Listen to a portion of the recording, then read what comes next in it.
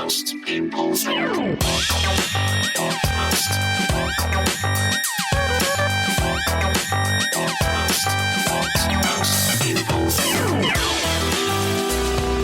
and welcome to this breaking news episode of What Most People Think. Sometimes the breaking news version of this show is just a chance to catch up on what has been a mad week. I know that you'll get your news from other sources. I'm not telling you the news, but maybe this podcast is useful. Just getting together and go, what the fuck just happened? What just happened there? On that note, it's also been a busy week for me. I've had loads of tour shows. I finished my tour show in Hexham on Sunday night and I stayed up north and then I had to travel back down Monday. So it's thrown it all out. So it isn't just Keir Starmer that's had a mental week, but of course we'll be picking up from where we left off on Monday with Tom Walker, Jonathan Pye. Still a very good episode to listen to that because, you know, we sort of analysed how Starmer had got to the point where he did seem to be teetering, but we'll look at what happened from there where he sort of pieced it all back together and what everybody thought of it really. And also, listen, I am conscious of just only talking about the travails of Keir Starmer, although it has been quite, you know, it's been the biggest story in town, but we're also going to talk about Nigel Farage saying that working from home should be banned. And in all cases, I haven't done this for a while, but the point of the podcast is what most people think, trying to get to a viewpoint on things that might represent something of the common ground or the centre ground. I don't know. But on that note, I had a few complaints about the Tom Walker episode. So we'll start with thoughts on Bad Bunny. So in the Patreon only section, I delivered my thoughts on Bad Bunny doing the Super Bowl halftime show, only in Spanish. And it's fair to say I was not as fully researched on that as a man might be. Some people picked up on that. Some people went as far as saying that I sounded like I was from Turning Point UK. So I guess they're saying I sound like a bit like a Charlie Kirk type character. I just thought it was kind of weird that, you know, if like it's the American kind of FA Cup final or it's bigger than that, to have the whole thing in a different language felt kind of unusual. But even in the conversation, we spoke about the fact that, you know, like it was all of his songs are in Spanish, maybe as a marketing thing, you know, because obviously he's massive in Spanish-speaking countries, he's massive in China. So it's kind of like a commercial decision at the end. And I don't, you know, it's like moving the FA Cup final to fucking, I don't know, 28 minutes past 7, like on a Sunday morning or whatever it is. That kind of thing, you know, I like tradition. So I kind of stand with my point. And if that makes me sound a bit too right-wing, I mean, I'm so in this weird space where some people still think I'm really right-wing. Some people think I've gone woke. I am, maybe I'm bi. I'm non-binary. The other thing got pushed back on a fair bit, actually, was the discussion we had about theme park passes being withdrawn for people with autism and ADHD. Quite a lot of that from parents who, as I kind of anticipated would happen, you know, they might feel personally attacked. I would say we started off by saying that this is being gamed. The people we were going after principally were people that didn't really qualify for these things. And I think we specifically said, if you have those things severely, but you like theme parks, it's not unreasonable that there should be accommodations made. But I get it. If you've got a kid with that, life's already hard and you felt attacked and stuff. But I would just say, one person said, don't talk about things that you don't fully understand. I would say that it would be a short podcast if I did that. And, you know, I will invoke the podcast Fifth Amendment of kind of, you know, blokes talking shit and being flippant and candid and stuff like that. But look, I guess it's a reminder to the people that think I've gone woke that there are still people out there who think I push it too far sometimes. So let's see how I can piss people off this week. Well, some people aren't pissed off are the new patrons who clearly are up for getting the podcast early, ad-free and with bonus content. And I am in the process of going through dishing out guest lists. You want to be on the guest list, bro? From my Radio 4 records. So I think we've just done the VIPs because there's a date in the middle of March in Newcastle, middle of April in Leeds. So we've just done the VIPs and then we'll work through, see what's left. Everyone will get an opportunity of at least one ticket, but obviously the higher up the tiers, I'm offering more guaranteed tickets. What was I going to say? Oh yeah, new patrons, there's a lot. So here we go. This is going to be a mega roast. David Priga. Is your surname a bit like Hyacinth Bouquet, where you go, it's actually Priega or Prija or something like that? David Prija. I once knew a bloke who claimed his name was Andrew, but he said it was pronounced Andrew. Like, come on, man. Although no doubt David Domain is going to tell me that is like a legitimate pronunciation. Ryan Shipley. Ryan Shipley is your classic League One stalwart, a guy that he's about 39 and he's just been signed by a National League side. You know, he knows where the goal is, Ryan Shipley. Christopher Lee is a returning patron, but we thank you for all the work that you did, especially as Count Dooku. Francis Critch, very much a Roald Dahl style character. Francis Critch died in a ditch. Sorry about that, Francis, but thank you for being a patron. Lauren Harris. I always think Lauren. It's a proper name like that, isn't it? Lauren Harris. Lauren Harris was just that ride or die friend that girls had at school. You know when I'm talking about girls, the one that you lost touch with, you're like, why do we ever lose touch with such good mate? She was such a good girl. She had no edge to her, Lauren. You know, she was the youngest of 7. Lovely girl, Lauren. Scotty B. I think Scotty B is a returning patron because obviously we did have the first of the month a little while ago. Welcome back, Scotty B, 73. In the place to be. Mark Worsfold.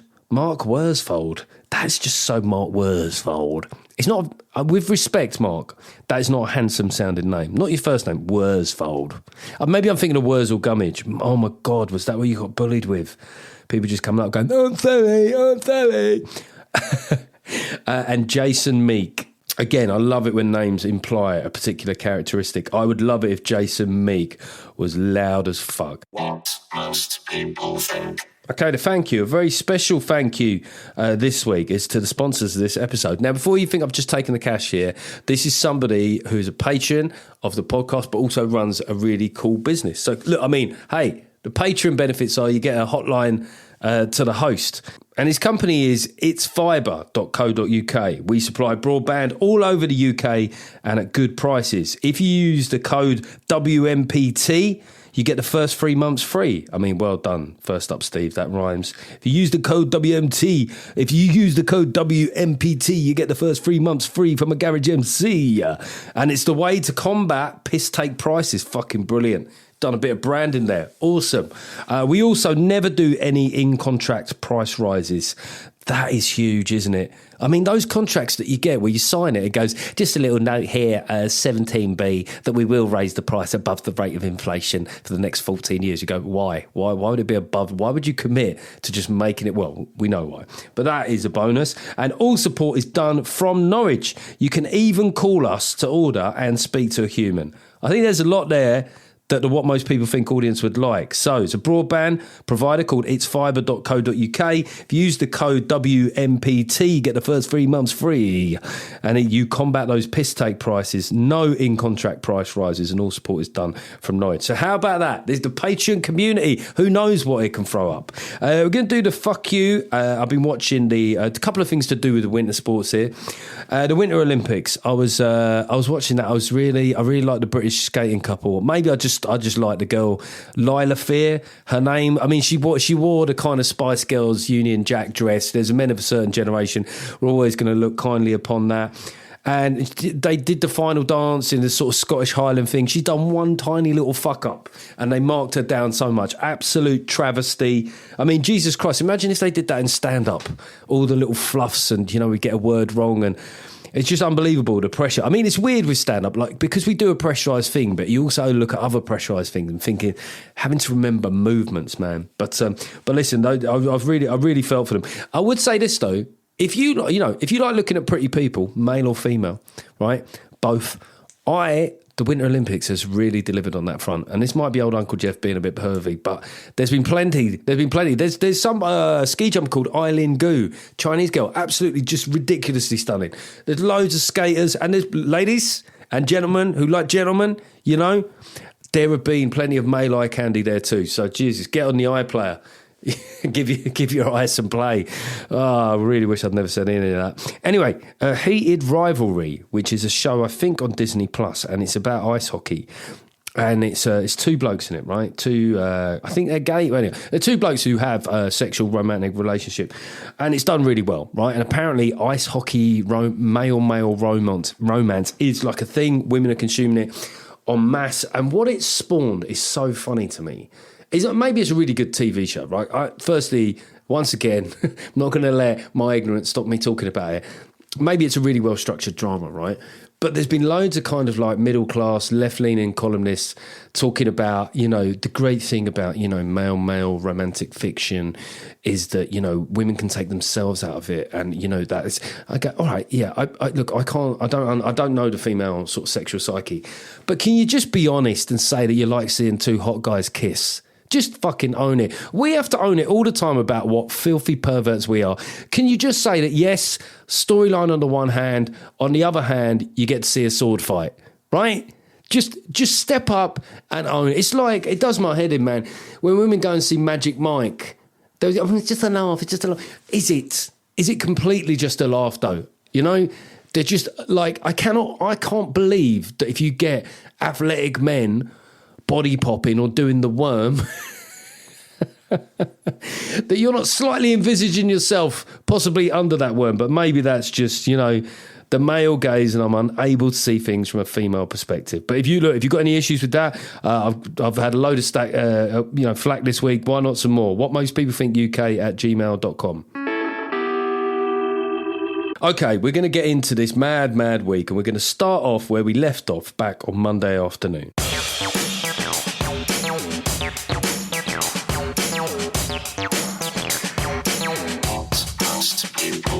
So, all us political nerds, we went into Monday knowing that Morgan McSweeney,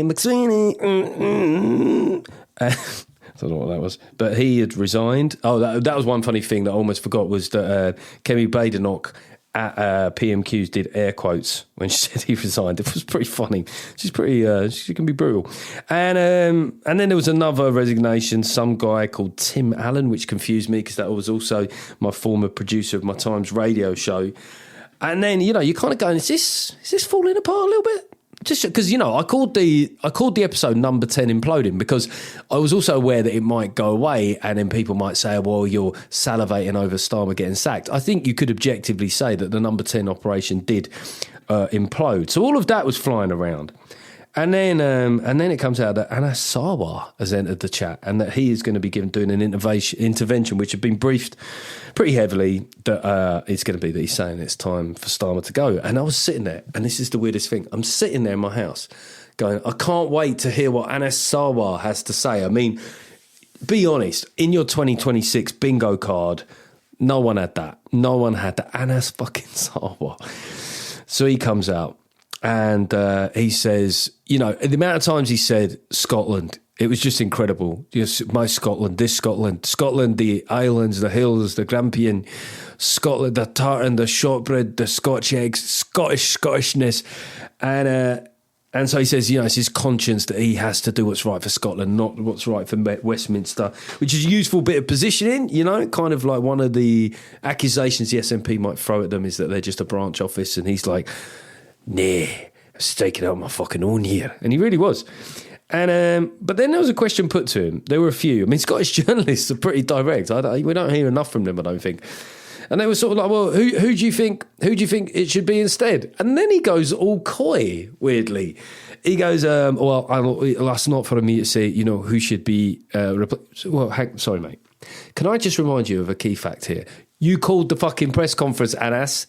And then you stand up there and just all coquettishly start fanning yourself. Oh, well, in terms of who replaces him, I couldn't possibly say.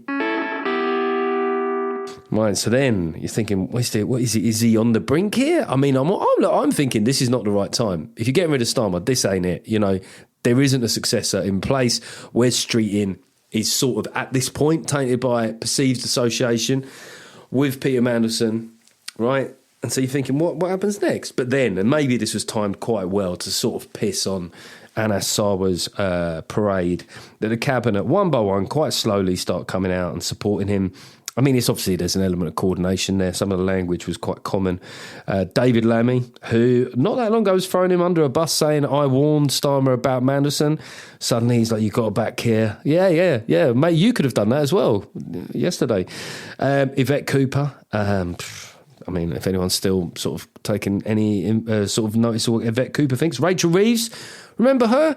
Rachel Reeves is just like, like when you watch a soap opera and you go, fucking hell, that Rachel Reeves character hasn't had any storylines for a while.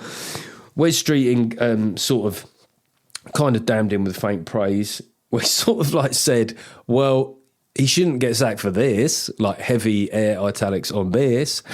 And then, right, so he's got the cabinet. You think, well, he's definitely not going today, right? They've maybe, as some of them said, as Ed Miliband said, oh, we looked at, I can't do an Ed Miliband. Just imagine Matt Ford doing Ed Miliband, right? But he said we looked into the abyss. And they were right. It would have been a chaotic thing to have done to the country, and it would have been held against them. And then there's this PLP meeting, right? And, you know, it did remind me of the glory days of the Tory psychodrama where, you know, what was it? They used to bang the desks. They used to bang the desks in the room for Boris, didn't they? And some people did think that was the more right-wing ones using their fucking heads. But they bang the desks. And now it's Labour doing the same thing. You know, like Labour, their administration is seeming quite Johnsonian in some respects at this point, especially when it comes to accusation of being a bit of a boys' club and a bit, you know, a bit macho, I suppose. And then the reports come out after about this PLP meeting. God, it's almost like the Stone Roses at Spike Island. Like, bro, you had to be there. I mean, Starmer I've never seen the passion in his eyes. He just came out and he just was like, it was like a De Niro speech, you know? And he made everybody cry. There was laughter. He did a puppet show. He ended by playing Scott Joplin's The Entertainer on some half-empty Pringles tubes. And then he used the force to just manifest a mandolin. It's just like, wow, I have never met this guy. I've never met that guy. It'd be interesting to meet that fucking Keir Starmer. And yeah, you suddenly think, wow, you know, in the space of quite a short amount of time, this does seem to have genuinely turned around for the PM. And, you know, it is a bit weird when they're saying, well, you know, Starmer's great in person. You go, good. Well, that's not how, you don't run the country in person, do you? What most people think. And then the aftermath of this little escapade among the Starmerites is that it's all the media's fault. It's the media. It's just the right-wing, being Murdoch, Maxwell, even though he's been dead for years. It's them, and he was left-wing. And it, you know, wasn't a crisis until it wasn't a crisis you lot made, that you made us do this. It was really funny. You know, I've used the metaphor before, but a couple rowing in a restaurant want nothing more than somebody else to turn their anger onto, and it was the media. It was everybody else that made fucking like all the cock-ups that led to the Mandelson thing, testing people's patience to the limit. It was the media that did all the U-turns, the winter fuel, the employing a fucking, you know, corruption minister that got done for corruption. It was the media that's sort of forced Morgan McSweeney out and a cabinet secretary and made Anas Sarwar give a timely appointment which suggested nothing else than that this deck of cards was starting to fall. And, you know, it just, the legacy for me was that all of the endorsements seem to be slightly caveated, you know, kind of like Keir won a massive mandate and this, you know, this has to be the moment for change. It's sort of like, yeah, well, I mean, firstly, the soft left are going to be empowered now. So whatever mandate he did win is now going to be completely thoroughly discarded. But you must think that from their point of view, a year and a half in, it must be weird for them to say, right, this is the point where we start doing what we were elected to do.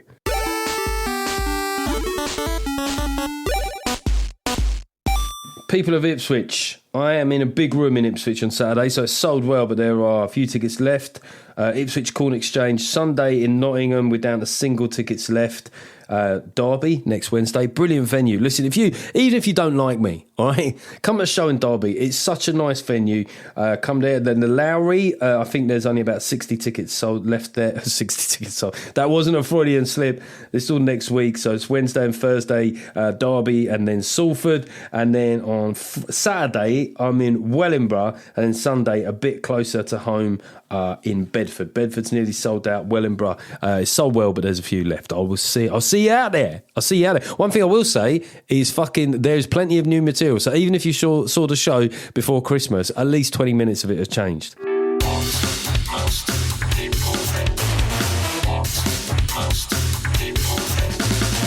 All right, now we're into PMQs.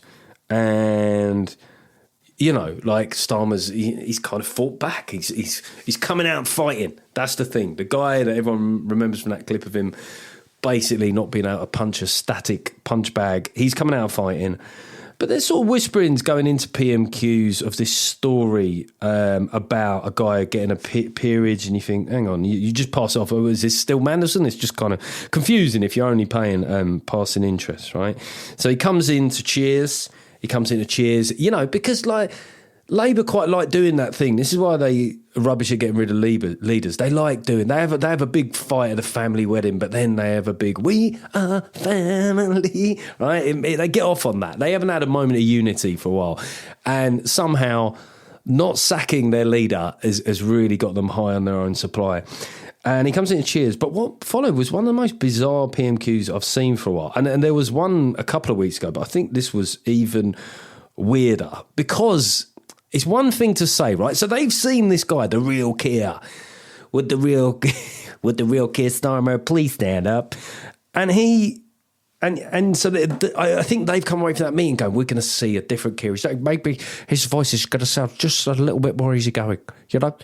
Just slightly staccato, slightly Rachel Reeves, crossover Dalek, but he's not being himself still. He's still been told how to act. Now, I do think that there was anger. I think that there was a lot of anxiety on his part. Why wouldn't you? Just on a human level, right?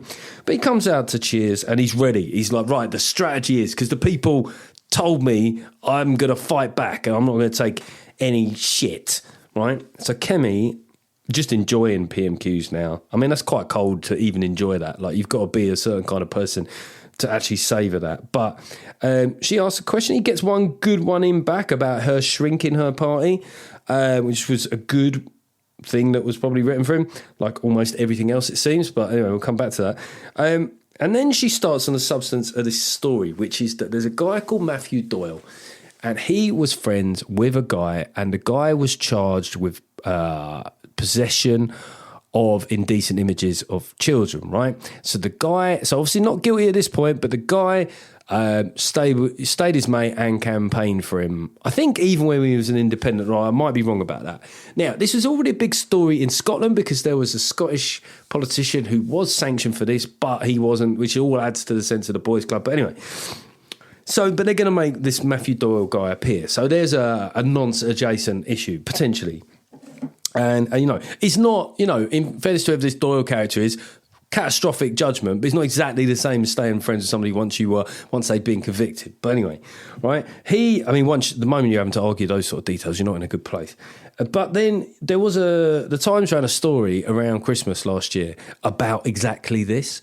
So the period had been announced, hadn't been confirmed, and the Times ran this story. Now, you would think with Mandelson already being sacked, you would think that somebody, Keir Starmer himself, somebody in the operation might go, you know, to sort of bastardise an Oscar Wilde quote, you know, to have one nonce-adjacent person is bad luck. To have two is careless. But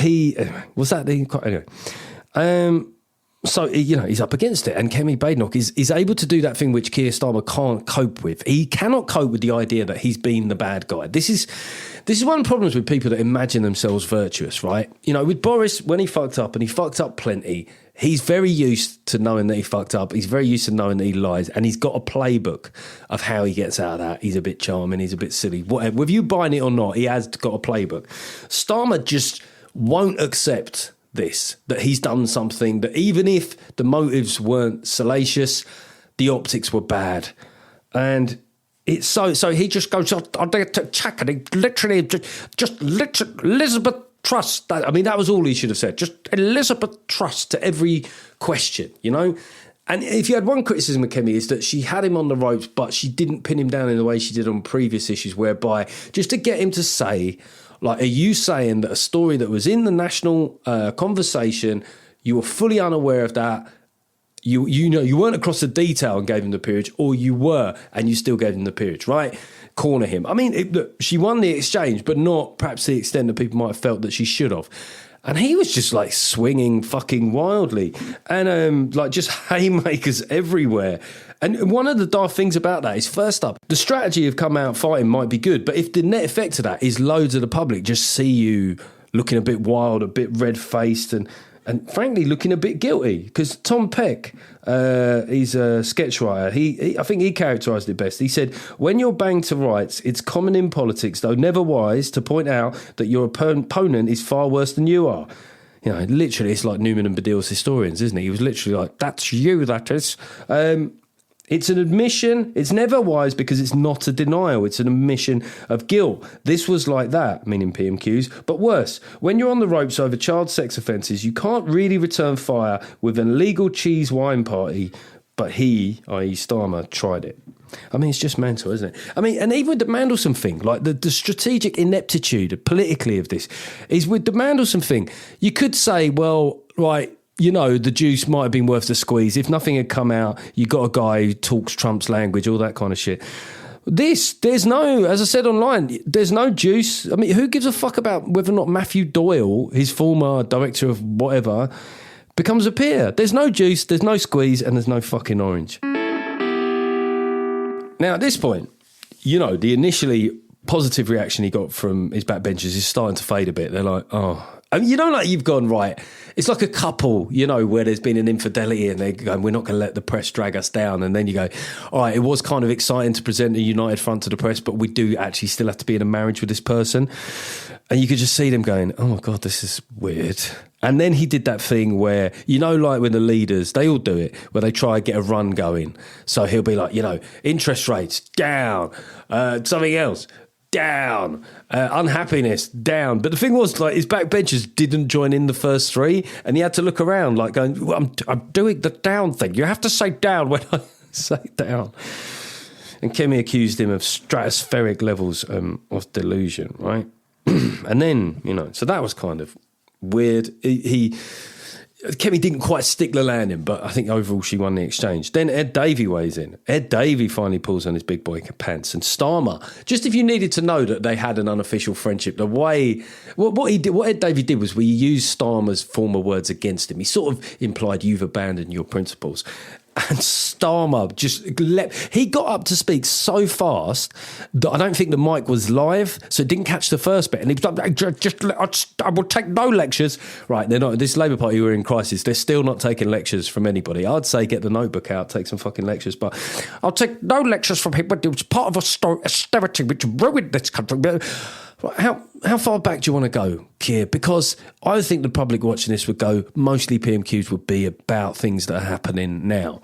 And the other problem with the nature of, you know, Ed Davies was quite funny, he said, oh, I think I touched a nerve. Fucking hell. It's Ed Davies showing personality and a set of balls. Jesus Christ, things have moved fast. And I think that the other problem for Starmer is the come-out swinging approach meant that more clips were seen. And this issue of Starmer not answering any questions, right, which they all do, which Rishi did, which they all do, not denying that, the public is starting to see that now. They go, well, hang on, in every single one of these, he hasn't answered the question. Stephen Flynn does the Stephen Flynn thing and poses a very tightly worded question. And Starmer loses his rag again. And gets up and I'm just saying to him that there are, in Scotland, bad things are happening because of him. And then he goes as far, the former director of the DPP, right? The DWP, fucking RAC, I don't know. But he then mentions a live court case, which you're not supposed to do. And he gets told off by the Speaker for that. And, you know, at the end of it, Labour MPs are leaving early. You know, like when a team are 3-0 down and you go, God, if we leave now, I know there's still 20 minutes left, but we can get ahead of the parking. And he goes to a meeting of the Labour women afterwards who are kind of sick of being associated with this stuff, understandably so. And he basically, you know, they tell him that he's got to invent 2 new jobs so they'll stay quiet. And Lisa Nandy goes out, speaks out against him. It just, I mean, right, yeah, Starmer is not going to be sacked now. But by God, I mean, some of the stuff that's coming out about how he operates is just genuinely quite worrying, because you go, whatever I think about the bloke, he does have to be in charge. Tim Shipman has done a big one. He's done a big one. And he has got quotes from, he's done this big article on what's going on inside the Starmer administration. And he said that another of those who worked for Starmer adds, he's completely incurious. He's not interested in policy or politics. He thinks his job is to sit in a room and be serious and presented with something and say yes or no. Invariably yes, rather than be persuader in chief. Yeah, I mean, it wasn't the right decision to get rid of him now, but that doesn't change the fact that we're left with a guy who's just not very good.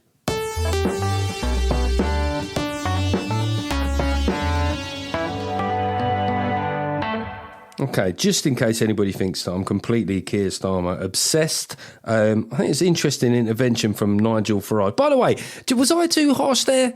Like, what most people think uk@gmail.com. I genuinely, I'm an observer of politics. I'm a fan of politics. I was sort of flabbergasted by how this week has played out and the fact that the guy's still in, you know, as was said, in office but not in power. It's an old cliche which gets trotted out a lot, but it's kind of true of him. And he's about to be manoeuvred into a programme of government that he wasn't planning to do. So, yeah, it's kind of worrying. But anyway, let's talk about the guy who might be the next Prime Minister, Nigel Farage. So he, you know, I mean, a bit like Trump, he doesn't want to be out of the news, old Nige, you know. Even if it's because Labour are fucking up, there's a part of him you could tell that gets a bit jealous. He's like, quickly, let's have a meeting. Let's do a press conference. He's at a convention or a rally or whatever.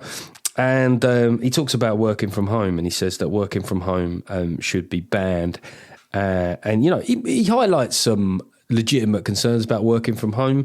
I'm just conscious of the pylon I've already had, and also the fact that when I did working from home, taking the piss out of people working from home before on Radio 4. It was one of the biggest pylons I've ever had. If anything says that something is a touch, is when you even query it slightly, people lose their shit. But what I said was, the joke was, people say they're more productive working from home. I said, I'm more productive too. I go for a swim, I walk the dogs, I get a haircut, and I watch a film, not even a short film. I watch Oppenheimer, right? And fucking, my God, did they come out of the woodworks for that?